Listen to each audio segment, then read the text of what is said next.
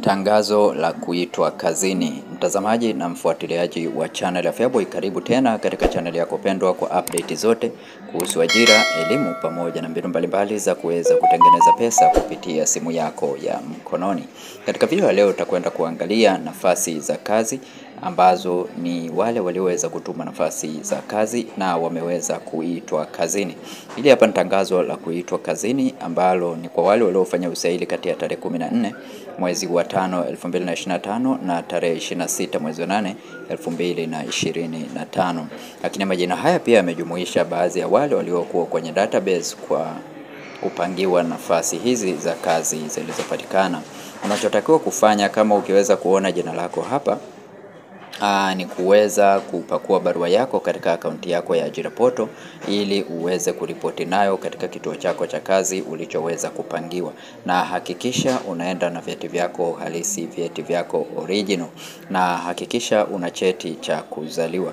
Kwa wale ambao hawana vyeti vya kuzaliwa na hawajaweza kuomba nafasi yote ya kazi, sasa unachotakiwa kufanya ni kuwa na cheti chako cha kuzaliwa. Ili kuweza kupata cheti chako cha kuzaliwa kwa uhakika zaidi na ndani ya muda mfupi, ni cheki WhatsApp, namba nimekuwekea katika description ya video hii.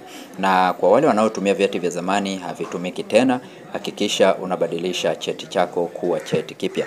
Ni cheki WhatsApp leo ili uweze kupata cheti chako kipya. Hii hapa ni wale walioitwa katika kazi Jeshi la Kujenga Taifa JKT, nafasi ambazo wameweza kuitwa katika Jeshi la Kujenga Taifa JKT. Kuna afisa mifugo msaidizi daraja la pili, livestock field officer 2. Jina ni kama jinsi inavyoonekana hapo, na engineering civil. Hizi ni nafasi za kazi kwa JKT. Lakini pia Jeshi la Ulinzi la Wananchi wa Tanzania kuna medical officer 2, alafu msaidizi wa afya health assistance. Lakini pia kuna mteknolojia wa radiography daraja la pili na radiography technicians 2 na radiology.